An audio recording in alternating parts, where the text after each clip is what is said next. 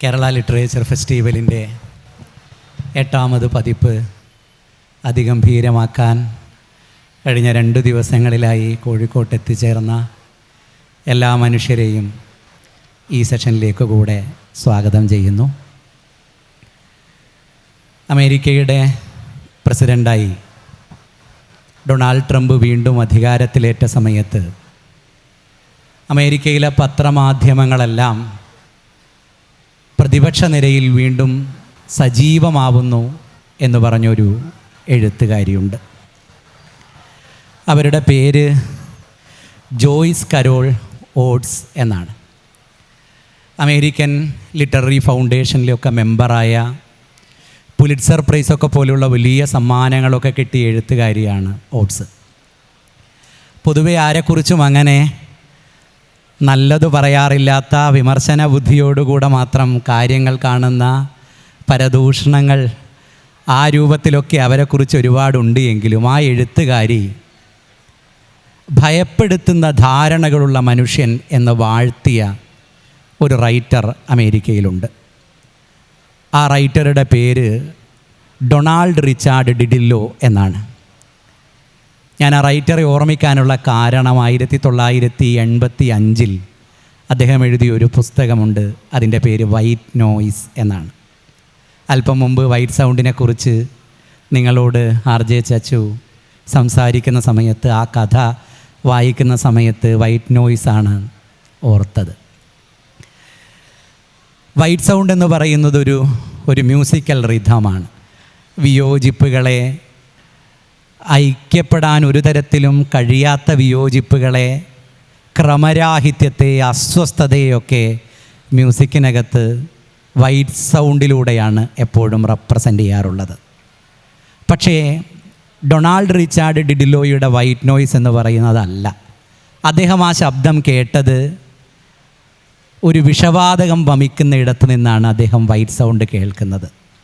10-35,000 അടി ഉയരത്തിൽ വെൺമേഘങ്ങൾക്കിടയിലൂടെ പറന്നു പോകുമ്പോഴാണ് VJ ജെയിംസ് വൈറ്റ് സൗണ്ട് കേൾക്കുന്നത്. പ്രതിഭാധനരായ എഴുത്തുകാരെ സംബന്ധിച്ചിടത്തോളം അവർക്കങ്ങനെ സയൻസിൻ്റെ ഭാരങ്ങളൊന്നുമില്ല. അവർക്കിഷ്ടമുള്ള ഇടത്ത് നിന്ന് കേൾക്കുകയാണ് ചെയ്യുന്നത്. വൈറ്റ് സൗണ്ടും വൈറ്റ് നോയ്സും ഈ 2 കഥകളും അതിൻ്റെ പേരിൽ കാണുന്ന പാരസ്പര്യം കൊണ്ടല്ല ഞാൻ VJ ജെയിംസിനെയും ഡൊണാൾഡ് റിച്ചാർഡ് ഡിഡിലോയെയും ഇവിടെ ചേർത്ത് പറയാൻ ഉദ്ദേശിച്ചത്.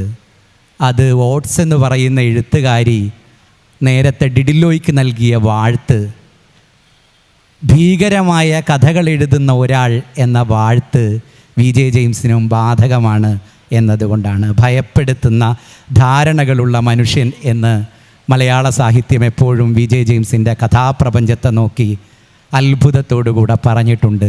അങ്ങനെ ഒരാളാണ് നമുക്കൊപ്പം ഇരിക്കുന്നത് എന്നതിൻ്റെ സന്തോഷത്തോടുകൂടെ VJ ജെയിംസ് എന്ന ഗാംഭീര്യമുള്ള കഥാകൃത്തിനെ കേരള ലിറ്ററേച്ചർ ഫെസ്റ്റിവലിൻ്റെ ഈ സെഷനിലേക്ക് ഔദ്യോഗികമായി സ്വാഗതം ചെയ്യുകയാണ്. ഞാൻ നേരത്തെ പറഞ്ഞു, വൈറ്റ് സൗണ്ട് എന്ന് പറയുന്നത് ഈ കഥാസമാഹാരത്തിൻ്റെ പേരാണെങ്കിൽ പോലും അതിലെ 6-7 കഥകളെ മാത്രം ചേർത്ത് വെച്ചുള്ള ഒരു പുറംചട്ടയല്ല VJ ജെയിംസിൻ്റെ കഥ പ്രപഞ്ചത്തിന് വൈറ്റ് സൗണ്ട് എന്ന് പറയുന്ന പേര്. എപ്പോഴും ക്രമരാഹിത്യത്തെ, എപ്പോഴും അസ്വസ്ഥതകളെ, എപ്പോഴും വിയോജിപ്പിനെ, എപ്പോഴും എതിർപ്പിനെ കഥയിലൂടെ പ്രഖ്യാപിക്കാൻ ഉറച്ച, എപ്പോഴും സാഹിത്യത്തിൽ വൈറ്റ് സൗണ്ട് കേൾപ്പിച്ച ഒരാൾ കൂടിയാണ് VJ ജെയിംസ്. അതുകൊണ്ട് ആ ചോദ്യത്തിൽ നിന്നാണ് തുടങ്ങുന്നത്. എന്തുകൊണ്ടാണ് എപ്പോഴും ഇങ്ങനെ വൈറ്റ് സൗണ്ടുകൾ എന്ന് ചോദിച്ചുകൊണ്ട് നമുക്ക് ആരംഭിക്കാം. എല്ലാവർക്കും നമസ്കാരം. ഈ ചോദ്യത്തെ അതിൻ്റെ മറുപടി അന്വേഷിക്കുമ്പോൾ ആദ്യം എനിക്ക് തോന്നുന്നത്, ഞാൻ അടിസ്ഥാനപരമായിട്ടൊരു എൻജിനീയറാണ്. പെട്ടെന്ന് ഈ ചോദ്യം കേട്ടപ്പോൾ വന്നൊരു ഉത്തരമാണ്. അതായത് എൻജിനീയറിങ്ങിൽ, മെക്കാനിക്കൽ എൻജിനീയറിങ്ങിൽ ഞങ്ങൾ എൻട്രോപ്പി എന്നൊരു പദം പഠിക്കും. ഓർഡർ ഓഫ് ഡിസോർഡർ എന്നാണ് പറയുന്നത്. അപ്പോൾ നമ്മൾ ഈ കാണുന്ന എല്ലാ ഡിസോർഡറിൻ്റെയും പിന്നിലുള്ള ഒരു ഓർഡർ എന്ന് വേണമെങ്കിൽ അതിനെ പറയാം. ഈ ലോകത്തെ നമ്മൾ നോക്കുകയാണെങ്കിൽ നമുക്കിഷ്ടമുള്ളത് മാത്രമായിട്ട് ഒരു ലോകമില്ല. അങ്ങനെ ഇഷ്ടമുള്ളത് മാത്രമായിട്ട് അത് മതി ഇത് മതി നമ്മൾ ആഗ്രഹിക്കാമെങ്കിലും അങ്ങനെ ഒരു ലോകം ഒരിക്കലും ഉണ്ടാവത്തില്ല. പിന്നെ ആകെ നമുക്ക് ചെയ്യാവുന്നത് ഇതിനോട് ഒരു പാരസ്പര്യത്തോടു കൂടി ചേർന്ന് പോവുക എന്നുള്ളത്. ഇപ്പോൾ വൈറ്റ് സൗണ്ട് എന്നുള്ള കഥയാണല്ലോ ഇവിടെ പരാമർശ വിഷയമായി വന്നത്. ഞാൻ അതിലേക്ക് എത്തിയത് എങ്ങനെയാണെന്ന് ഒന്ന് സൂചിപ്പിച്ചുകൊണ്ട് തുടങ്ങിയാലും, നമുക്കറിയാം ഈ കോവിഡിൻ്റെ കാലത്ത് നമ്മളെല്ലാവരും തീരെ അങ്ങ് ഒറ്റപ്പെട്ട് അകത്ത് പെട്ടുപോയ സമയത്ത് പ്രധാനമായിട്ടും ഫേസ്ബുക്കിലൂടെയും മറ്റുമാണ് ഓരോരുത്തർ തങ്ങളുടെ വ്യക്തിത്വങ്ങളെ അവതരിപ്പിച്ചു തുടങ്ങി. അപ്പോൾ പലരും കഥ എഴുതാൻ തുടങ്ങി, കിട്ടിയ സമയത്ത് നോവൽ എഴുതാൻ തുടങ്ങി. ഇങ്ങനെയൊക്കെ ചെയ്യുമ്പോൾ ഇതുമായിട്ട് ബന്ധപ്പെട്ട എന്തെങ്കിലുമൊക്കെ വന്നുകൊണ്ടിരിക്കും. പക്ഷേ എനിക്ക് തോന്നി, ഞാനതേ സ്പർശിക്കുകയാണെങ്കിൽ ഇതുവരെ ആരും പറഞ്ഞിട്ടില്ലാത്ത ഏതെങ്കിലും ഒരു മാധ്യമത്തിലൂടെ വേണം അതിനെ സ്പർശിക്കാനായിട്ട്. അപ്പോഴാണ് എൻ്റെ മനസ്സിൽ സ്ട്രൈക്ക് ചെയ്യുക. അതായത് ആകാശത്തുള്ള ഏതാണ്ട് 2-2.5 ലക്ഷത്തോളം വിമാനങ്ങൾക്ക് ഒരേ സമയത്ത് ഭൂമിയിൽ ഇറങ്ങേണ്ട ഒരു അവസരം വന്നിരിക്കുകയാണ്. ഈ എയർപോർട്ടുകളെല്ലാം വർക്ക് ചെയ്ത് എങ്ങനെയാണ്, കുറേ എണ്ണം പറക്കുമ്പം കുറേ എണ്ണം താഴെ ഉണ്ടാവും. അപ്പോൾ അങ്ങനത്തെ ഒരു ബാലൻസിൽ മാത്രമേ ഇതിന് വർക്ക് ചെയ്യാൻ പറ്റത്തുള്ളൂ. പക്ഷേ ഒരു സൂക്ഷ്മ അണു വന്നിട്ട് ഈ മനുഷ്യൻ്റെ സകല അഹന്തകളെയും തട്ടിപ്പറിച്ച് ഇറക്കടാൻ നിങ്ങളുടെ വിമാനമില്ല എന്നും പറഞ്ഞ് താഴേക്ക് ഇറക്കി. ഇവയ്ക്കെല്ലാം ഹാങ്ങറുകളിൽ ഇടപോലും ഇല്ലാതെ വരുന്ന ഒരവസ്ഥ മനുഷ്യനാകെ അണുവിനേക്കാളും താഴെയായി പോകുന്ന ഒരു അവസ്ഥയാണ്. അവിടെ നിന്നുകൊണ്ടാണ് ഈ ആകാശത്ത് പറക്കുവാൻ എപ്പോഴും പറക്കുന്ന, അല്ലെങ്കിൽ ആ വൈറ്റ് സൗണ്ട്, ആകാശത്തെ വൈറ്റ് സൗണ്ട് സ്ഥിരമായി കേൾക്കുന്ന ഒരു പൈലറ്റിൻ്റെ മനസ്സിലേക്ക് ഞാൻ കടന്നുപോയി. അയാൾ ഇതിനെ അഭിമുഖീകരിക്കുന്ന അവസ്ഥ എന്തായിരിക്കും? താഴേക്ക് ഇറങ്ങിയ ഉടനെ ക്വാറൻറ്റൈന് പോകേണ്ട അവസ്ഥയിലേക്ക് അയാൾ വരുന്നതും തുടർന്ന് ഉണ്ടാകുന്ന അറിയാമല്ലോ. അതിനകത്ത് മതത്തിൻ്റെ തന്നെ 2 ഭിന്നതകൾ തമ്മിലുള്ള ഏറ്റുമുട്ടലിനെ എങ്ങനെ സമീകരിക്കാം, അതിനെ എങ്ങനെ ഇല്ലാതാക്കാം എന്നുള്ള ഒരു ഉൾക്കാഴ്ച കൂടി. ഞാൻ നേരത്തെ പറഞ്ഞ പോലെ ആ ക്രമരാഹിത്യത്തെ ക്രമത്തിലടുക്കാനുള്ള ഒരു സങ്കല്പമായിരുന്നു വൈറ്റ് സൗണ്ടിലൂടെ വന്നത്. ഈ പ്രപഞ്ചത്തിൽ നമ്മൾ മൊത്തം നോക്കുകയാണ്, എല്ലാം വ്യത്യസ്തതകളായിട്ട് തോന്നും. ഉദാഹരണത്തിന് നമ്മൾ അമേരിക്ക, അല്ലെങ്കിൽ ആഫ്രിക്ക, ഇന്ത്യ, ഇങ്ങനെ വ്യത്യസ്തമായ രാജ്യങ്ങളുണ്ട്. ഇടയ്ക്ക് നമ്മൾ കുറച്ച് സമുദ്രവും ഒക്കെ ഉണ്ട്. അപ്പോൾ ഓരോരുത്തരും വിചാരിക്കും ഞങ്ങളെല്ലാം സ്വതന്ത്രരാണ്, അമേരിക്കക്കാരാണ്, ഞങ്ങൾക്ക് മാത്രം മതി, ഇന്ത്യക്കാരാണ്, ഞങ്ങൾക്ക് മാത്രം മതി, ഞാൻ ഹിന്ദുവാണ്, ക്രിസ്ത്യനാണ്, മുസ്ലിമാണ്, എനിക്ക് മാത്രം മതി എന്നുള്ള നമ്മുടെ ഒരു ഈഗോ കൊണ്ട് നമ്മൾ പിടിച്ചു നിൽക്കുന്ന ഒരവസ്ഥയുണ്ട്. അപ്പോൾ ഈ അമേരിക്കക്കാരൻ, സപ്പോസ് അമേരിക്കയിൽ നിന്ന് നമ്മൾ ഒരു കുഴി താഴേക്ക് അങ്ങ് കുഴിക്കുകയെന്ന് വിചാരിക്കുക, ആഫ്രിക്കയിൽ നിന്ന് കുഴിക്കുകയെന്ന് വിചാരിക്കുക, ഇന്ത്യയിൽ നിന്ന് കുഴിക്കുകയെന്ന് വിചാരിക്കുക. ഈ കുഴികളെല്ലാം കൂടെ ചെന്ന് എവിടെയാണ് കൂട്ടിമുട്ടുന്നത്? ഒരേ ഒരു കേന്ദ്രത്തിൽ. അതായത് ഒരേ ഒരു കേന്ദ്രത്തിൽ നിന്നുള്ള മുന്നോട്ടുള്ള ഒരു വളർച്ച മാത്രമാണ് ഈ പ്രപഞ്ചം എന്ന് പറയുന്നതും ഈ കാണുന്ന മതങ്ങളും ഈ ഭിന്നതകളും ഒക്കെ പറയുന്ന ഒരു ധാരണയിൽ നിന്ന്. കഥയുടെ ആദ്യം വായിച്ചല്ലോ, മേലാകാശത്ത് നമ്മൾ നോക്കുകയാണ്. അങ്ങനെ സഞ്ചരിച്ചിട്ടുണ്ട്. ഞാൻ ഒരിക്കൽ റഷ്യയിൽ പോയപ്പോൾ ഞാൻ ഒരേ സമയം സൂര്യനെയും ചന്ദ്രനെയും കാണുകയാണ്. അവിടെ നിന്നാൽ മാത്രമേ ആ കാഴ്ച കിട്ടത്തുള്ളൂ. നമുക്ക് ഭൂമിയിൽ നിന്ന് നമുക്ക് ഒന്നുകിൽ സൂര്യനെ കാണാം, ചന്ദ്രൻ്റെ ചിലപ്പോൾ മങ്ങിയ ഒരു രൂപം നമുക്ക് കാണാം. അപ്പോൾ നമുക്ക് യഥാർത്ഥ കാഴ്ച കാണണമെങ്കിൽ ഈ ഭിന്നിപ്പുകളുടെ, പലതാണെന്ന് തോന്നുന്നതും എതിരാണെന്ന് തോന്നുന്നതുമായ വസ്തുതകളുടെ മുകളിൽ നിന്നുകൊണ്ട് നോക്കാനുള്ള ഒരു കാഴ്ച നമുക്കുണ്ടെങ്കിൽ മാത്രമേ. ഇതായിരിക്കും ഒരുപക്ഷെ നേരത്തെ പറഞ്ഞില്ലേ, ആ ഭയപ്പെടുത്തുന്ന എന്ന് പറഞ്ഞാൽ ഭീതിപ്പെടുത്തുന്നതാണ്. കുറച്ച് മുമ്പ് നമ്മൾ ഓജോ ബോർഡിൻ്റെ കാര്യമാണ്, പേടിപ്പിക്കുന്ന ഓജോ ബോർഡിനെ കുറിച്ചാണ് നമ്മൾ മുമ്പ് കേട്ടത്. ഈ ഭയപ്പാടെന്ന് പറഞ്ഞാൽ നമ്മൾ നിൽക്കുന്ന, ആ ചവിട്ടി നിൽക്കുന്ന അവിടെ ആ പ്രതലം ഒന്ന് ഇളകും. ഈ ഒരു കാഴ്ചപ്പാട് വരുമ്പോൾ നമ്മൾ സ്വയം ഇളക്കിയാൽ മാത്രമേ ഈ കാഴ്ചപ്പാടിലൂടെ നമ്മുടെ തന്നെ എക്സ്റ്റൻഷനാണ് മറ്റുള്ളവരും എന്ന ഒരു തിരിച്ചറിവിലേക്ക് എത്തുവാനായിട്ട് പറ്റും. അവിടെ മാത്രമേ നമുക്ക് ഈ കാണുന്ന എല്ലാ പ്രശ്നങ്ങളും പരിഹരിക്കാനുള്ള സൊല്യൂഷനുള്ളൂ. ഇതാണ് എനിക്ക് അടിസ്ഥാനപരമായിട്ട് ഇതിനെക്കുറിച്ച് തോന്നുന്നൊരു കാഴ്ചപ്പാട്. ഇപ്പോൾ ഇതിനകത്ത് മതത്തിൻ്റെ സ്പർദ്ധയുള്ള മനുഷ്യർ അങ്ങനെ അല്ലാതെ കുറച്ചുകൂടെ ഭംഗിയിൽ ജീവിച്ചെങ്കിൽ എന്നൊക്കെ ജെയിംസ് ഏട്ടൻ പറഞ്ഞു. അങ്ങനെയൊന്ന് മലയാറ്റൂരും മുത്തപ്പനും മുരുകനും തമ്മിൽ 10-30 കൊല്ലം മുമ്പ് കെട്ടിപ്പിടിച്ച ഓർമ്മയന്വേഷിച്ച് പോകുന്ന ഒരു കഥ ഈ സമാഹാരത്തിലുണ്ട്. പളനിവേൽ പൊൻകുരിശ് എന്നാണ് ആ കഥയുടെ പേര്. 25 വർഷം മുമ്പ് വിജയ് ജെയിംസിൻ്റെ ആദ്യത്തെ നോവൽ വലിയ ആർത്തിയോടുകൂടെ വായിച്ച വായനക്കാരിൽ ഒരാൾ കൂടിയാണ് ഞാൻ. പുറപ്പാടിൻ്റെ പുസ്തകം എന്നായിരുന്നു ആ നോവലിൻ്റെ പേര്. പളനിവേൽ പൊൻകുരിശിനകത്ത് 30 വർഷം മുമ്പേയുള്ള ഒരു ബന്ധം അന്വേഷിച്ച് ഓർമ്മയിലേക്ക് നടന്നു പോകുന്ന നായകനാണ് എങ്കിൽ, പുറപ്പാടിൻ്റെ പുസ്തകത്തിൽ അങ്ങനെ ഓർമ്മയിലേക്ക് നടക്കാൻ പേടിക്കുന്ന ഒരാളെയാണ് നമ്മൾ കണ്ടത്. പുറപ്പാടിൻ്റെ പുസ്തകത്തിനകത്തുള്ള ഒരു രംഗം എനിക്കിപ്പോഴും ഓർമ്മയുണ്ട്. ഒരു മുത്തശ്ശി കഥ പോലെ അതിനകത്ത് പറയുന്നുണ്ട്, ആകാശത്ത് നിന്ന് താഴോട്ട് ഇറങ്ങുന്ന പക്ഷിയെ, അത് താഴെ വന്ന് നിലം തൊടുന്ന സമയത്ത് ചുറ്റും കൂടി കൊത്തിപ്പറിക്കുന്ന കഴുകന്മാരുടെ ലോകമാണ് ഇത് എന്ന്. ഹോമപക്ഷിയെ, അതാണ് റിയാലിറ്റി എന്നാണ് എൻ്റെ തോന്നൽ. അങ്ങനെ ഒരു പറന്നിറങ്ങൽ കാത്തിരിക്കുന്ന കഴുകന്മാരുടെ ഒരു ലോകമാണ് ഈ റിയാലിറ്റി. അല്ലാതെ പളനിവേൽ പൊൻകുരിശിൽ കാണുന്ന പാരസ്പര്യത്തിൻ്റെ കെട്ടിപ്പിടിക്കലിൻ്റെ ലോകം നമുക്ക് പതിയെ പതിയെ അന്യം നിന്ന് തുടങ്ങിയിട്ടുണ്ട്. പുറപ്പാടിൻ്റെ പുസ്തകം എഴുതി 25 കൊല്ലങ്ങൾക്കിപ്പുറത്ത് പളനിവേൽ പൊൻകുരിശ് എഴുതുന്ന സമയത്ത് വി.ജെ. ജെയിംസിൻ്റെ ചുറ്റുമുള്ള ലോകം എത്രമാത്രം മാറിയിട്ടുണ്ട് എന്നാണ് തോന്നുന്നത്. ലോകം മാറുന്നത് പ്രധാനമായിട്ടും നമ്മുടെ കാഴ്ചപ്പാടിലൂടെയാണ്. നമ്മൾ എന്തിനെ നോക്കുന്നോ അതാണ് നമ്മുടെ ദൃഷ്ടിയിൽപ്പെടുന്നത്. ഇന്നും ഈ പളനിവേൽ പൊൻകുരിശ് എന്ന ആ കഥയിലെ കഥാനായക അവർ തമ്മിലുള്ള ആ സ്നേഹബന്ധം, എത്രയോ സൗഹൃദ ബന്ധങ്ങൾ നമുക്ക് കാണുവാനായിട്ട് സാധിക്കും. ഈ പുറമോടികളില്ലാത്ത അകം കൊണ്ട് സ്നേഹിക്കുന്ന ഒരുപാട് സൗഹൃദങ്ങളും പലതരം ബന്ധങ്ങളും ഇന്നും ഉണ്ട്. പക്ഷേ പ്രത്യക്ഷത്തിൽ ഈ ഒഴുക്കിൽ പുറമേ കാണുന്നത്, കാരണം മൊത്തത്തിലുള്ളതിൻ്റെ ഒരു ആകത്തുകയായിട്ട് പുറമേ കാണുന്നു എന്നേ ഉള്ളൂ. നമ്മളതിലേക്ക് ആഴത്തിലേക്ക് അന്വേഷിച്ച് ചെല്ലുന്നുണ്ടോ എന്ന ഒരു ചോദ്യം അവിടെ അവശേഷിക്കുന്നുണ്ട്. ഇപ്പോൾ കുഞ്ഞുട്ടിയുടെ കാര്യം പറഞ്ഞല്ലോ. യഥാർത്ഥത്തിൽ കുഞ്ഞുട്ടി തൻ്റെ അന്വേഷണം തുടങ്ങുകയാണ് പുറപ്പാടിൻ്റെ ദിവസം. അതാണ് പേര് തന്നെ ഇട്ടിരിക്കുന്നത്, പുറപ്പാട് തുടങ്ങുകയാണ്. അപ്പോൾ കുഞ്ഞുട്ടിയുടെ ആ പുറപ്പാട് വേണമെങ്കിൽ വിജയൻസിൻ്റെ ദാർശനികമായ ഒരു സഞ്ചാരം തുടങ്ങിയാണെന്നും വേണേൽ പറയാം. അപ്പോൾ അതിൻ്റെ തുടർച്ചകളാണ് പിന്നീട് വരുന്നത്. ഇപ്പോൾ നിരീശ്വരനിലൊക്കെ എത്തുമ്പോൾ, അല്ലെ ആൻറ്റിക്ലോക്കിൽ എത്തുമ്പോൾ, ഞാൻ 25 വർഷം കൊണ്ട് സഞ്ചരിച്ച് ഞാൻ എത്തുന്ന ഒരു വഴിയുണ്ട്. അപ്പോൾ ഈ 25 വർഷം കൊണ്ട് ഞാൻ സഞ്ചരിച്ചെത്തുന്ന ഈ പളനിവേൽ പൊൻകുരിശ് പോലെയുള്ള ആ കണ്ടെത്തലുണ്ടല്ലോ, അതിലൊരു പ്രധാന കാര്യം ശ്രദ്ധിച്ചിട്ടുണ്ടോ എന്നറിയത്തില്ല. അതായത് ഈ സുഹൃത്തുക്കൾ ചെറുപ്പത്തിൽ വേർപിരിയുമ്പോൾ മുരുകൻ തൻ്റെ കൊച്ചു കൂട്ടുകാരന് ഒരു സമ്മാനം കൊടുക്കുന്നുണ്ട്, ഒരു വേൽ. അപ്പോൾ ആ കൂട്ടുകാരൻ പറയുക, അവൻ്റെ അന്നത്തെ അറിവിൽ വെച്ച് പറയുകയാണ്, അയ്യോ ഇത് വേലല്ലേ, ഞങ്ങൾ ക്രിസ്ത്യാനികൾക്ക് ഇത് ഉപയോഗിക്കാൻ പറ്റില്ല. ആ സമയത്ത് ഈ കൊച്ചു പയ്യൻ ഒരു ജ്ഞാനമുരുകനായിട്ട് മാറിയിട്ട് പറയുകയാണ്, നീ ആ വേലിനെ ചെറുതായിട്ടൊന്ന് പിളർത്തി 2 വശത്തേക്ക് മാറ്റിയാൽ അത് തൃശൂലമാകും. ആ തൃശൂലിൻ്റെ 2 ഭാഗവും ഒന്ന് നീ വിടർത്തി കഴിഞ്ഞാൽ അത് കുരിശായി. എടാ, വേല് തന്നെ ശൂലം, ശൂലം തന്നെ കുരിശ് എന്ന് പറഞ്ഞു കൊടുക്കുന്ന ഒരു ജ്ഞാനം ആ കൊച്ചുകുട്ടിക്ക് പോലും ഉണ്ടാകുന്നു. അത് തന്നെയാണ് ഈ കാലത്ത് നമുക്ക് കണ്ടെത്തേണ്ടതെന്നുള്ളതാണ്. നമ്മൾ ബാഹ്യമായിട്ട് വ്യത്യസ്തമെന്ന് നമ്മൾ കാണുന്നതിൻ്റെ എല്ലാം ആന്തരമായ പൊരുൾ. അപ്പോൾ നമുക്കിവിടെ ചെയ്യാവുന്നത്, ഇപ്പോൾ ഒരു കഥ വായിച്ചു, ആ കഥ നമ്മുടെ ഉള്ളിൽ തട്ടുന്നുണ്ടാവും. ഒത്തിരി പേര് അത് തട്ടിയതായിട്ട് പറയുന്നുണ്ട്. പ്രത്യക്ഷത്തിൽ ഇതിനെ രണ്ടിനെയും രണ്ടായിട്ടും വിപരീതമായിട്ടും അനുഭവിക്കുകയോ എതിർക്കുകയോ ചെയ്യുന്നവർ പോലും ഈ കഥ വായിക്കുന്ന മുഹൂർത്തത്തിൽ അവരുടെ ഹൃദയത്തിൽ ഇതിനടിസ്ഥാനമായ ആ വികാരത്തിനനുസരിച്ചൊരു വൈബ്രേഷൻ ഉണ്ടാകും. സയൻസിലൊരു തിയറി ഉണ്ട്, സമാന ഫ്രീക്വൻസിയുള്ള 2 വസ്തുക്കൾ ഒന്നിച്ച് വെച്ച് കഴിഞ്ഞാൽ റെസൊണൻസ് ഉണ്ടാകുന്നു എന്ന് പറഞ്ഞതുപോലെ എനിക്ക് തോന്നുന്നത് സർഗാത്മക സാഹിത്യത്തിന് ചെയ്യാവുന്ന ഏറ്റവും വലിയൊരു കാര്യം ഇതാണ്. എല്ലാ മനുഷ്യരുടെ ഉള്ളിൽ ഒരു യേശുവുണ്ട്, ഒരു യൂദാസുണ്ട്. നിങ്ങൾ യൂദാസിൻ്റെ വൈബ്രേഷൻ അനുസരിച്ചാണ് പുറത്തൊരു തട്ടലുണ്ടാകുന്നതെങ്കിൽ നിങ്ങളിലെ യൂദാസ് പുറത്ത് വരും. യേശുവിൻ്റെ വൈബ്രേഷനാണ് എങ്കിൽ യേശു പുറത്ത് വരും. എന്ന് പറഞ്ഞാൽ ഈ സകല വികാരങ്ങളും വിചാരങ്ങളും നമ്മുടെ എല്ലാവരുടെയും ഉള്ളിലുണ്ട്. അപ്പോൾ ഈ ഒരു കഥ വായിക്കുന്ന ആളുടെ ഉള്ളിലും അതുണ്ട്.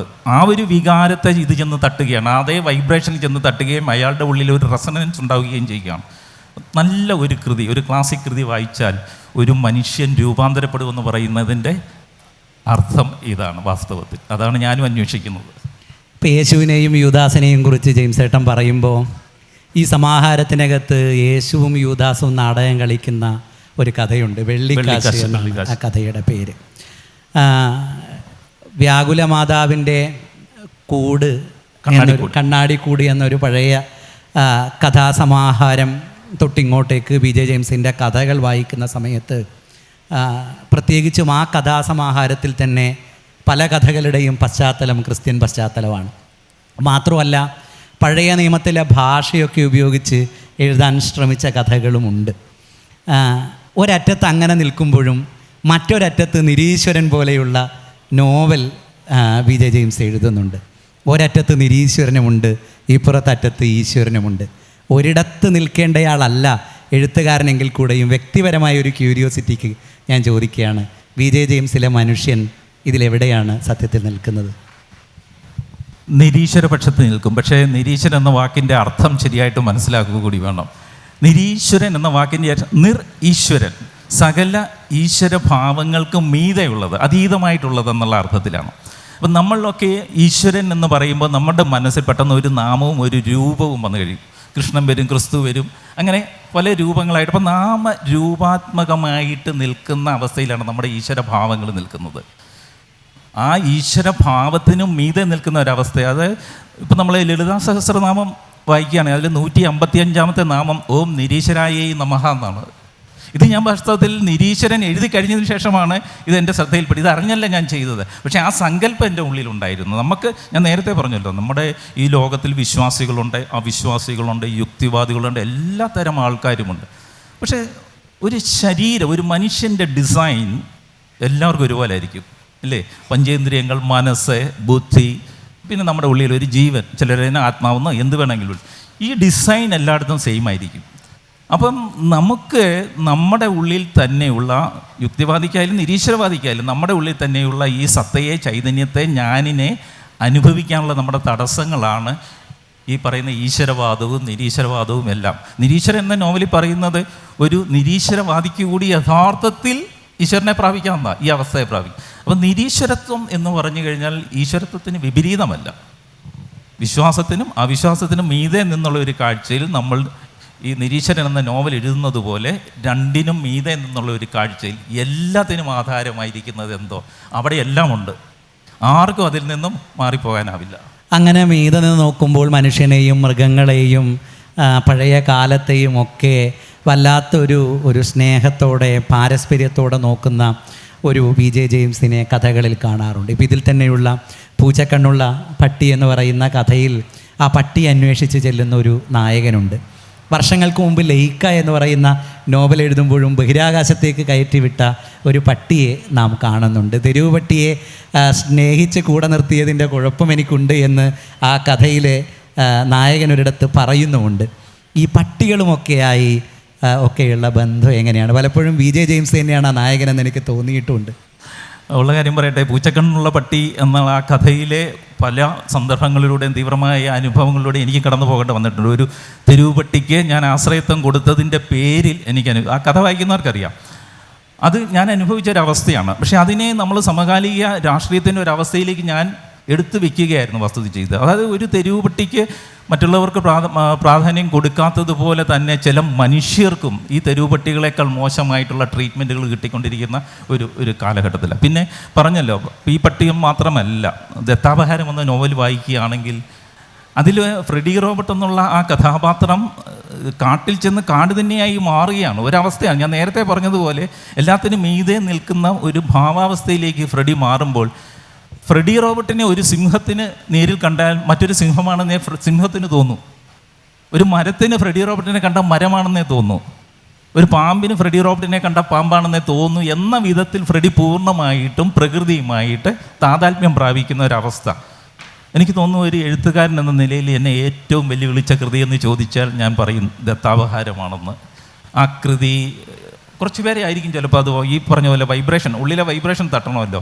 അത് വായിച്ച ഉടനെ എനിക്ക് ഇപ്പോൾ കാട്ടിൽ പോകാൻ തോന്നുന്നു എന്ന് പറഞ്ഞ് എനിക്ക് മെസ്സേജ് ചെയ്ത് എത്രയോ പേര്, ചില കുടുംബിനികളായ സ്ത്രീകൾ വരെ എനിക്കിപ്പോൾ കാട്ടിൽ പോകാൻ തോന്നുന്നു, അടുക്കളയിൽ ഇരുന്ന് ഞാൻ ഇപ്പോഴത് വായിച്ച് തീർന്നതേ ഉള്ളൂ എന്ന് പറഞ്ഞ് എനിക്ക് മെസ്സേജ് ചെയ്തിട്ടുണ്ട്. അപ്പോൾ നമ്മുടെ ഉള്ള എല്ലാവരുടെ ഉള്ളിൽ, നേരത്തെ പറഞ്ഞതുപോലെ എല്ലാവരുടെ ഉള്ളിലുണ്ട് ഈ പ്രകൃതിയോടുള്ള ആദിമമായ ഒരു അടുപ്പം, ഒരു പൊക്കിൾക്കൊടി ബന്ധം. നമ്മൾ ഏതൊക്കെയോ മറകളിട്ട്, പലതരം മറകളിട്ട് ഇതിനെ മറച്ച് വെച്ചിരിക്കുകയാണ്. ഈ പല മറകൾ ചേരുമ്പോഴുണ്ടാകുന്ന സാധനത്തിൻ്റെ പേരാണ് മറവി. നമ്മൾ മറവിയിൽ പെട്ടിട്ടുണ്ടെങ്കിൽ ഈ മറവിയുടെ ഓരോരോ മറകളായിട്ട് മാറ്റി കഴിഞ്ഞു കഴിഞ്ഞാൽ എനിക്ക് പിന്നെ ലിജീഷും ഇവിടെ ഇരിക്കുന്ന ഒരാളും തമ്മിൽ ഒരു വ്യത്യാസമില്ലാത്ത ഒരു ലയഭാവം, ഇതാണ് ആത്യന്തികമായ സത്യം. അത് നിരീക്ഷണം, അത് ഞാൻ സയൻറ്റിഫിക്കായിട്ടൊക്കെ നമ്മൾ അപ്രോച്ച് ചെയ്യുന്നു. ഇവിടെ ഇപ്പോൾ അത് വിശദീകരിക്കാനുള്ള സമയമൊന്നും ഇല്ല, എന്നാൽ ഒത്തിരി എപ്പോഴും അതേക്കുറിച്ച് പറഞ്ഞുകൊണ്ടിരുന്നാലും ബോറാകും. ഇതാണ് സത്യത്തിൽ. അപ്പം നമ്മൾക്ക് മൃഗമെന്ന് തോന്നുന്നതും മരമെന്ന് തോന്നുന്നതും, എനിക്ക് സത്യത്തിൽ വീട്ടിൽ എനിക്ക് ഏറ്റവും സന്തോഷം തോന്നിയ ഒരു കാര്യം എന്ന് പറഞ്ഞാൽ പുറത്തേക്ക് ഇറങ്ങി വന്ന് ഈ ചെടികളുമായിട്ടുള്ള ഒരു സമ്പർക്കവും അതിന് ഇച്ചിരി വെള്ളം കുരുവും, ഇതെനിക്ക് ഭയങ്കര സന്തോഷമാണ്. കാരണം എനിക്ക് അവരുമായിട്ടൊരു പാരസ്പര്യം അനുഭവിക്കാൻ പറ്റുന്നതുകൊണ്ടുണ്ടാകുന്നതാണ്. ജോലിയുടെ ഭാഗമായി അല്ലെങ്കിൽ ഇപ്പോൾ പറഞ്ഞ ഈ സയൻറ്റിഫിക് നോട്ടത്തിൻ്റെ ഭാഗമായി ഒക്കെ വി ജെ ജെയിംസിനെ കാണുമ്പോൾ വേറൊരു ലോകത്ത് ജീവിക്കുന്ന ഒരാളാണ് വി ജെ ജെയിംസ്. പക്ഷേ വി ജെ ജെയിംസിൻ്റെ കഥകൾ നമ്മൾ നോക്കുന്ന സമയത്ത് ഇപ്പോൾ പാതാളക്കരണ്ടിക്കകത്ത് വെറ്റിലക്കകത്ത് 100 തേച്ച് യക്ഷിക്ക് നീട്ടുന്ന ഒരു കാരണവർ പാതാളക്കരണ്ടിയിലുണ്ട്. അതുപോലെ ഇരുട്ടുകുത്തി എന്ന് പറയുന്ന കഥക്കകത്ത് റീലൊക്കെ ചെയ്യുന്ന അഡോറബിളായ ഒരു അമ്മായി ആ കഥക്കകത്തുണ്ട്. അതുപോലെ വ്യാജബിംബം എന്ന് പറയുന്ന കഥക്കകത്ത് സ്വർണ്ണപ്പല്ല് വെക്കാൻ വേണ്ടി പോകുന്ന ഒരാളോട് സ്വർണ്ണപ്പല്ലൊക്കെ ഔട്ട് ഓഫ് ഫാഷനാണ് എന്ന് പറയുമ്പോൾ അങ്ങനെയല്ല, പാരമ്പര്യം വളരെ പ്രധാനപ്പെട്ട ഒന്നാണ് എന്ന് പറയുന്ന ഒരു നായകൻ അതിനകത്തുണ്ട്. എപ്പോഴും പഴയ മനുഷ്യരെ ഒക്കെ കാണുന്ന ഒരു ലോകം വി.ജെ. ജെയിംസിൻ്റെ കഥകളിൽ എപ്പോഴുമുണ്ട്. ഇത്തരം അപ്പാപ്പന്മാർ, അമ്മായിമാർ, ഈ പഴയ മനുഷ്യരൊക്കെ ആയുള്ള ഇടപാട് സത്യത്തിൽ എപ്പോഴാണ് സംഭവിക്കുന്നത്? വാസ്തവത്തിൽ നമ്മളെല്ലാവരും എഴുത്തുകാരാകുന്നതിന് മുൻപുള്ള നമ്മുടെ ഏറ്റവും ചെറിയ പ്രായത്തിലുണ്ടല്ലോ, അതായത് നമ്മൾ താരാട്ടമൊക്കെ കേൾക്കുന്ന പ്രായത്തിൽ നമ്മൾ ഇടപെട്ടിരുന്ന നമ്മുടെ കാലഘട്ടത്തിൽ വല്യമ്മമാരും വല്യപ്പന്മാരുമായിട്ടൊക്കെ ഇടപെട്ട ഒരു കാലഘട്ടം ഉണ്ടല്ലോ. ഞാൻ പുറപ്പാടിൻ്റെ പുസ്തകത്തിൽ അതിനകത്തൊരു വല്യമ്മച്ചിയാണല്ലോ ആദ്യത്തെ കഥ തുടങ്ങുന്നത്. ആ വല്യമ്മച്ചി യഥാർത്ഥത്തിൽ എൻ്റെ അച്ഛൻ്റെ അമ്മയാണ്. ശരിക്കും എൻ്റെ അച്ഛൻ്റെ അമ്മ എൻ്റെ അമ്മായിയുടെ മക്കളെ താരാട്ടുപാട്ടി ഉറക്കുന്ന പാട്ടാണ് അവിടെ ഞാൻ ഉപയോഗിച്ചത്. ഊഞ്ഞാലോ ചക്കിയാമോ കുളക്കോഴി മുട്ടയിട്ടു കൂട് തട്ടി തോട്ടിലിട്ടു എന്നൊക്കെ പറഞ്ഞുള്ള ആ ഒരു പാട്ട്. അപ്പോൾ അവരുടെ ലോകത്തിൽ നിന്നാണ് നമ്മൾ, അവരുടെ ഒരു തുടർച്ച മാത്രമാണ് നമ്മളാരും പെട്ടെന്ന് മുളച്ചതല്ല. ഈ സമയത്തിൻ്റെ കാര്യം പറഞ്ഞതല്ല, പാസ്റ്റ് എന്ന് പറയുന്ന ദൂരെ എവിടെയല്ല, ഇപ്പോഴത്തെ ഈ വർത്തമാനകാലത്തിൻ്റെ തുടർച്ച തന്നെയാണ്, അങ്ങോട്ടും ഇങ്ങോട്ടുമുള്ള ഈ തുടർച്ചയിലൂടെ. അപ്പോൾ ഇതിനെ ഒന്നും മുറിച്ച് കളഞ്ഞിട്ട് നമുക്കൊരു എക്സിസ്റ്റൻസ് ഇല്ല. ഉണ്ടെന്ന് നമ്മൾ ഭാവിച്ചാൽ അത് ഞാൻ നേരത്തെ പറഞ്ഞതുപോലെ നമ്മുടെ കണ്ണ് തുറക്കാത്തതിൻ്റെയാണ്. മുകളിലത്തെ ആകാശത്തെ എന്നുകൊണ്ട് സൂര്യനെയും ചന്ദ്രനെയും ഒരുപോലെ കാണാൻ നമുക്ക് പറ്റാത്തത് കൊണ്ടാണ്. ഒരുപക്ഷെ വേഗത്തിൻ്റെയും തിരക്കിൻ്റെയും ഒക്കെ സമയത്ത് നമുക്ക് ഒരിടത്ത് നിന്നുകൊണ്ട് അകത്തോട്ടൊന്ന് നോക്കാൻ, ഇതിനെ തിരിച്ചറിയാനായിട്ട് നമുക്ക് സാധിക്കാതെ വരാം. അതായിരിക്കാം പുതിയ കാലവും പഴയ കാലവും തമ്മിലുള്ള സംഘർഷം എന്ന് പറയുന്നത്. പക്ഷേ അതിനെയും അതേപോലെ നമ്മൾ സ്വീകരിച്ചേ മതിയാവൂ. നമുക്കിതിനൊന്നും പോംവഴികളില്ല, ഇതിലൂടെ കടന്നു പോവുക എന്നുള്ള പോംവഴികളുള്ളൂ. അപ്പോൾ എൻ്റെ ലോകത്തിൽ ഇതെല്ലാം ഒന്നിനെയും ഞാൻ നിഷേധിക്കുന്നതില്ല. ഈ അവിടെ നിരീശ്വരവാദത്തെ നിഷേധിക്കുന്നില്ല, ഈശ്വരവാദത്തെയും നിഷേധിക്കുന്നില്ലല്ലോ. രണ്ടിൻ്റെയും കൂടെ നിൽക്കുന്നുമില്ല. രണ്ടുപേർക്കും പറയാനുള്ളതെല്ലാം നമ്മൾ കേൾക്കുന്നു, പക്ഷെ അതിന് മീതെ നിന്നുള്ള ഒരു നോട്ടം നോക്കുന്നു. അപ്പോൾ ഇവരെല്ലാവരും എൻ്റെ പ്രപഞ്ചത്തിലുള്ളവരാണ്. അങ്ങനെ പറഞ്ഞാണ് ഞങ്ങളിവിടെ നിർത്തുന്നത്. എല്ലാവരും ഈ പ്രപഞ്ചത്തിലുണ്ട് എന്നും എല്ലാവരുടെയും നോട്ടത്തെ, എല്ലാവരുടെയും അഭിപ്രായത്തെ ഞാൻ എപ്പോഴും കേൾക്കാറുണ്ട് എന്നും വി.ജെ. ജെയിംസ് പറയുമ്പോൾ അത് നമ്മളെല്ലാവരെയും എപ്പോഴും കേൾക്കാൻ വേണ്ടി തുറന്നു വെച്ച ഒരു മനസ്സിനെ കൂടിയാണ്. രണ്ടുപേരെയും കേൾക്കാൻ ഇഷ്ടപ്പെടുന്നു എന്ന് വി.ജെ. ജെയിംസ് പറയുമ്പോഴാണ് എനിക്ക് പെട്ടെന്ന് സമയത്തെക്കുറിച്ചുള്ള ബോധം വന്നത്. രണ്ടുപേരെയും കേൾക്കാൻ ഇഷ്ടപ്പെടുന്നു എന്ന് പറയുമ്പോൾ തീർച്ചയായും അതെന്നെ മാത്രമല്ല, സമയം കുറവാണെങ്കിലും അത് നിങ്ങളെ കൂടിയാണ്. അതുകൊണ്ട് വളരെ എളുപ്പം വി.ജെ. ജെയിംസിനോട് സംസാരിക്കാം.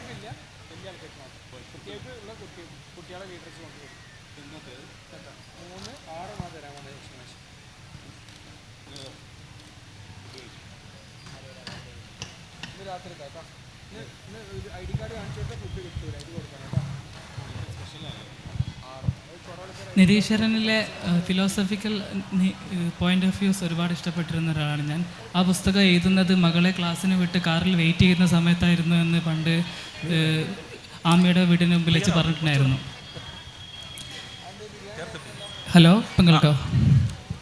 പറയും. അതിലെ സയൻറ്റിഫിക് ആയിട്ടുള്ള അല്ലെ പോയിന്റ് ഓഫ് വ്യൂസ്, ഫിലോസഫിക്കലായിട്ടുള്ള പോയിന്റ് ഓഫ് വ്യൂസ് ഒരുപാട് ഇഷ്ടപ്പെട്ടിരുന്നു. ആ പുസ്തകം എഴുതുന്നത് മകളെ ക്ലാസ്സിന് വിട്ടിട്ട് കാറിൽ വെയിറ്റ് ചെയ്യുന്ന സമയത്തായിരുന്നു എന്ന് പണ്ട് പൊന്നേർക്കുളത്ത് വെച്ച് പറഞ്ഞിട്ടുണ്ടായിരുന്നു. അപ്പോൾ അതുപോലെ ആ ചുരുങ്ങിയ ഇടവേളകളിൽ കിട്ടുന്ന സമയം കൊണ്ടൊരു നോവൽ, അതുപോലൊരു നിരീശ്വരനെ പോലൊരു നോവൽ എഴുതി തീർക്കുക, അല്ലെങ്കിൽ ആ ഒരു സംഭവം ഇതുപോലെ ഫിലോസഫിക്കൽ ചിന്തകൾ വരുന്ന, നിരീക്ഷണങ്ങൾ വരുന്ന ഒരു പുസ്തകം, ഒരു നോവൽ ഇനി ഉടനെ പ്രതീക്ഷിക്കാമോ എന്നുകൂടി അറിയാൻ ആഗ്രഹിക്കുകയാണ്. ഈ എന്നെ സംബന്ധിച്ചുള്ള എഴുത്തെന്ന് പറയുന്നതിൽ ഒരു അനിശ്ചിതത്വമുണ്ട്. ഞാനിപ്പം ഈ പറഞ്ഞില്ലേ, ഞാൻ കാറിലിരുന്ന് എഴുതിയെന്നുള്ള അർത്ഥത്തിലല്ല. ചിലപ്പോൾ അതിൻ്റെ ഡ്രാഫ്റ്റിനെ ഞാൻ ചിലപ്പം വെട്ടിത്തിരുത്തലും ഒക്കെ ആയിരിക്കാം കാറിലിരുന്നുകൊണ്ട് ചെയ്യുക. നമുക്ക് ഒരുപാട് തവണ അതിനെ മോഡിഫൈ ചെയ്യേണ്ടി വരുമല്ലോ.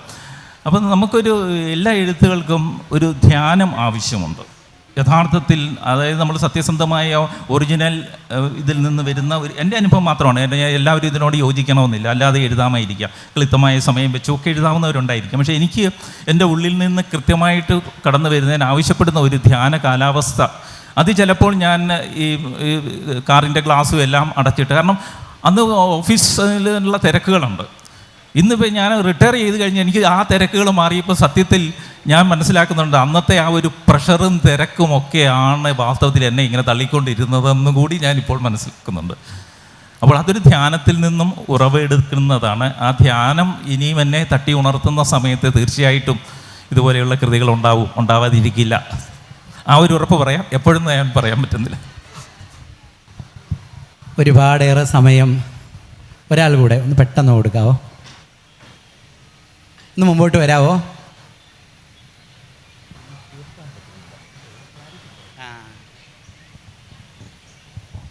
നമസ്കാരം.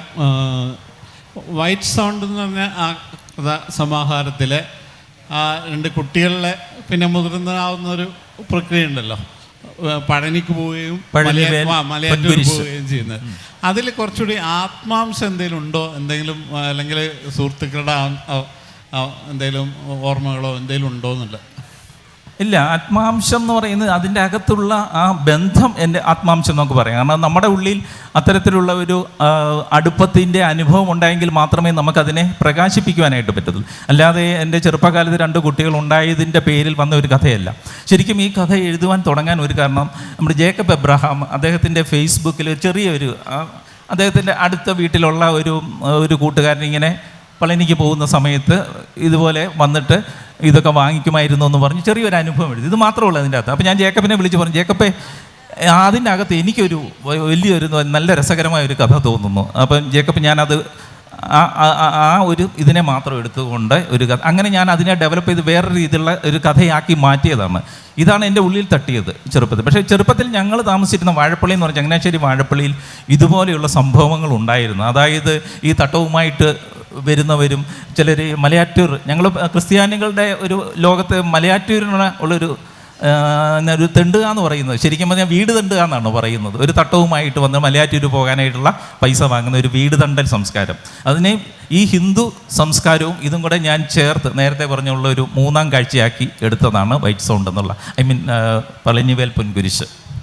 ശവങ്ങളിൽ 16-ാമൻ പോലെ, ആൻറ്റി ക്ലോക്ക് പോലെ, ചോരശാസ്ത്രം പോലെ അതിഗംഭീരമായ ഒരുപാടേറെ കൃതികൾ നമുക്ക് തന്ന മനുഷ്യനാണ് വിജയ ജെയിംസ്. ഞാൻ നേരത്തെ ആരംഭിക്കുമ്പോൾ നിങ്ങളോട് പറഞ്ഞ പോലെ ജെയിംസ് കരോൾ ഓട്സ് അമേരിക്കൻ എഴുത്തിലെ ഏറ്റവും പ്രാഗൽഭ്യമുള്ള ഒരാളെ നേരത്തെ ഇതാ ഭയപ്പെടുത്തുന്ന ധാരണകളുള്ള ഒരു മനുഷ്യൻ എന്ന് വിശേഷിപ്പിച്ച പോലെ നാം ഒപ്പം ഇരുന്നത് ഭയപ്പെടുത്തുന്ന ധാരണകളുള്ള ഒരു മനുഷ്യനൊപ്പമാണ് എന്നതിൻ്റെ അഭിമാനത്തോടു കൂടിയാണ് ഞാനിത് അവസാനിപ്പിക്കുന്നത്. ഈ നേരത്തിന് ആരും ഭയപ്പെടേണ്ട. എല്ലാവർക്കും നമസ്കാരം.